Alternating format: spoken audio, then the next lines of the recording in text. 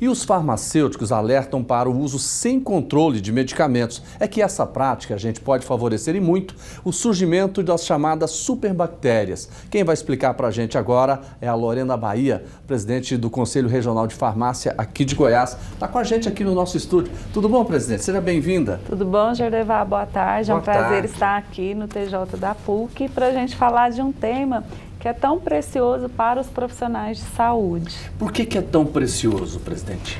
Esse ano a gente tem uma pesquisa que aponta para a gente que 90% da população brasileira admite a prática da automedicação. E muitas vezes o medicamento que é utilizado na prática da automedicação é o antibiótico, o antimicrobiano. E isso tem feito com que as pessoas elas se tornem resistentes ao tratamento. Ou seja, as pessoas às vezes têm uma sobra de tratamento em casa, porque quando você toma um antibiótico, às vezes o antibiótico foi prescrito para você usar por um período de 7 dias. Lá pelo 5º dia, você sente melhora, você sente redução dos sinais e sintomas e acaba abandonando o tratamento. Com isso, quando você tem novamente aqueles sinais e sintomas, às vezes uma dor de garganta, uma dor no ouvido, você vai lá, usa o medicamento por conta própria. E isso vai fazendo com que as bactérias elas se tornem mais resistentes ao tratamento e com isso, cada vez mais, a gente precisa de medicamentos, digamos, mais fortes. Lorena, você falou num detalhe, eu queria até aprofundar um pouquinho mais. A pessoa tem a indicação médica de 7 dias, por exemplo, por um antibiótico. Ela toma 5, melhorou, ela para. Isso está correto? O que pode ocasionar isso aí? Então, é preciso se usar os medicamentos da forma que foi prescrito, seguir a posologia que o médico prescreveu na receita. É um erro a gente abandonar o tratamento no meio do caminho, porque isso pode promover um agravamento da doença, Sim. Então agravar, potencializar os sinais e sintomas e pode levar a uma piora do quadro de saúde. Ou até mesmo o organismo ele pode reagir sim por outros mecanismos de defesa. Esse paciente ele obtém a cura, mas ele vai ter uma sobra de tratamento em casa e às vezes, numa outra eventualidade, ele vai lá e se automedica, que é algo muito grave, porque você pode mascarar sinais e sintomas, se privar de um diagnóstico correto e de fazer também um tratamento adequado. Presidente, os goianos, eles fazem muito isso? Fazem, Jordevar. Quando a gente compara com o restante do Brasil? Sim, em Goiás, 82% da população assume que é adepto à automedicação. Em alguma etapa da vida, toma medicamento por conta própria. Isso se dá também, hoje em dia, principalmente pela facilidade de acesso à informação. Você vai lá no Google, digita seus sinais e sintomas e ali mesmo... Mas não precisa da receita? O antibiótico, sim, é um medicamento que você precisa da apresentação da receita, mas não é só com antibiótico que as pessoas se automedicam. Então, assim, o medicamento, a classe de medicamentos mais utilizada na automedicação são os antitérmicos, que são medicamentos de venda livre. A gente também tem os analgésicos. Para combater a febre? Sim, a dipirona, mas isso é muito paracetamol. Complicado? Dipirona, paracetamol, é? Sim, Jordevar. O medicamento, esses dois que você citou, embora eles sejam isentos de prescrição médica, eles não são isentos de reações adversas. E todo mundo tem em casa, né? Todo mundo tem em casa. Então, paracetamol principalmente, que é largamente utilizado, ele é um medicamento que a gente fala que ele é hepatotóxico. Então, ele faz mal ao fígado, principalmente se ele for usado em dosagem superior à dose recomendada por dia.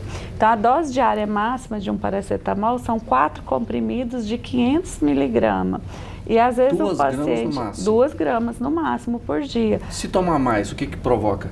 Esse medicamento, ele traz danos ao fígado. Então, principalmente paciente que faz uso de bebida alcoólica é contraindicado. Então, existem uma série de restrições e de orientações que no momento da dispensação na farmácia, o farmacêutico pode esclarecer a esse paciente como utilizar melhor e ter mais benefícios terapêuticos. Eu queria até que você falasse para a gente, o que a gente está citando aqui, quais são, por exemplo, esses medicamentos que não precisam de receita, que realmente têm complicações? Você já citou o paracetamol. Quais são os outros que precisam ter cuidado?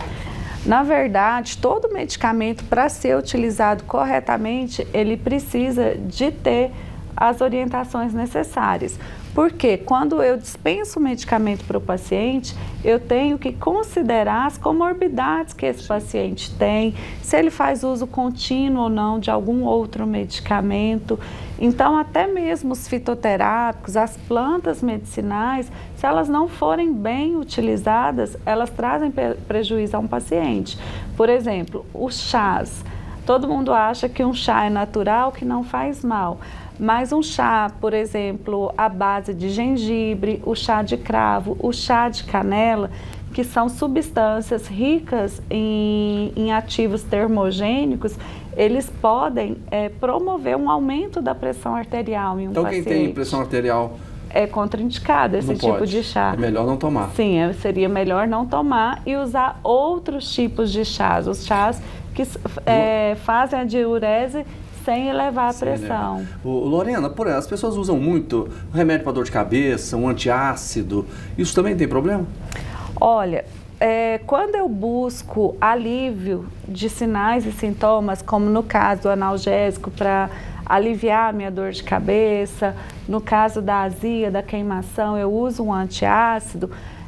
Se for algo momentâneo, onde eu uso esse medicamento como uma prática de autocuidado, não tem problema. O que é problemático? É eu permanecer com essa queimação, com essa azia e sempre buscar o alívio desse sintoma sem tratar a causa. Então, eu posso estar com o quê? Eu posso estar com uma gastrite, eu posso estar com uma úlcera, eu posso ter uma complicação mais séria e estar me privando de um diagnóstico correto e de receber um tratamento adequado prescrito por um médico. Então, o autocuidado, os transtornos menores de saúde é algo que o farmacêutico pode te auxiliar, mas você, por conta própria, ir tomando medicamentos para reduzir sinais e sintomas, pode te levar a um quadro de agravamento do seu estado de saúde. Então é preciso ter muito cuidado. Eu quero agradecer a sua participação, a Lorena Bahia, presidente do Conselho Regional de Farmácia aqui do Estado de Goiás. Muito obrigado pelas dicas. Eu que agradeço a oportunidade e coloco os nossos quase 15 mil farmacêuticos aqui do nosso estado à disposição da população. Se tem um farmacêutico, tem sempre um profissional disposto a cuidar da sua saúde. E a PUC está sempre com os canais abertos para ouvir e levar para a população a melhor informação. Muito obrigado. Muito obrigada.